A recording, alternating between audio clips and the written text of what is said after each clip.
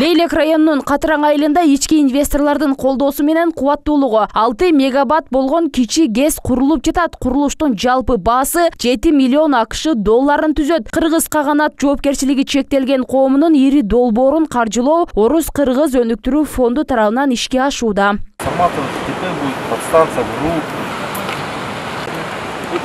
Орус-Кыргыз өнүктүрүү фондунун жетекчиси Артем Новиков ГЭС курулуп жаткан аймакка барып, курулуш иштери менен таанышты. Иш сапардын алкагында ГЭСтин курулушун бүткөрүү үчүн Орус-Кыргыз өнүктүрүү фонду жана Кыргыз Каганат жоопкерчилиги чектелген коомунун ортосундагы жардамдашуу документине кол коюлду.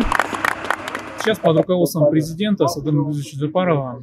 Учурда президент Садыр Жапаровдун жетекчилиги менен энергетика тармагына реформа жасоого, анын ичинде аталган тармакка инвесторлорду кызыктыруучу шарттарды түзүүгө байланышкан чоң иштер жасалып жатат. Бул процесстерге фонд активдүү катышууда. Баткен облусуна кичи ГЭС куруу боюнча долбоорду ишке ашырганды турабыз. Бул аймакта биринчилерден болуп мындай долбоордун жасалып жатышы да көңүл бурдурарлык. Ошондой эле айтып кетсем, Баткен облусунда биз 115тен ашуун долбоорду каржыладык. Leylek кичи ГЭСи Баткен облусунун тарыхында алгачкы жолу курулуп жаткан ири долбоорлордун бири. Ал ишке кирсе, жылына 26,3 миллион киловатт саат электр энергиясын иштеп чыгат. Бул облустун электр энергиясына болгон муктаждыгынын 3,55%-ын жаап, жаңы жумуш орундарды түзөт. Бүгүн биз үчүн абдан маанилүү күн өтүп жатат. Кыргыз Каганат жоопкерчилиги чектелген коому Орус-Кыргыз өнүктүрүү фонду менен биргеликте Leylek районундагы алгачкы кичи ГЭСтин курулушун ишке ашырып жатат. Биздин максатыбыз Баткен облусунун энергетика тармагын жакшыртууга салым кошуу, электр энергия болгон муктаждыкты аз да болсо азайтуу болуп саналат. Биз жок дегенде электр жарыгына болгон керектөөнүн 3%-дан ашыгын жабалы деп аракет кылып жатабыз.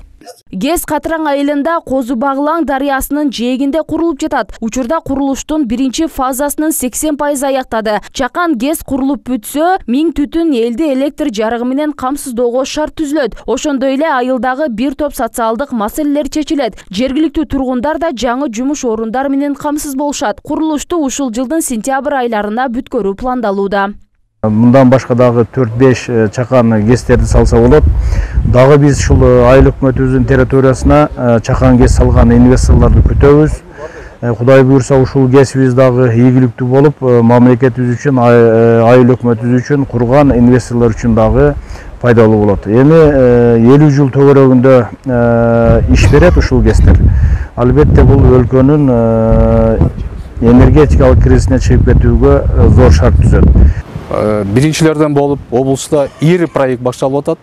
Бул кичи ГЭСтерди куруу проектиси колдоо Орус-Кыргыз фондусунун колдоосу менен ишке ашты. Бүгүнкү күнү Кыргыз Каганат ОСОсу менен Орус-Кыргыз фондунун ортосундагы жардамдашуу документине кол коюлду. Энергетика тармагын өнүктүрүү мамлекеттик саясаттын негизги багыттарынын бири экенин өлкө башчы Садыр Жапаров белгилеп келет. Мындан улам аймактарда чакан ГЭСтердин жана альтернативдүү энергия булактарын курууга басым жасалууда. Ал үчүн инвесторлорду тартып, аларды кызыктыруу шарттары түзүлүп жатат.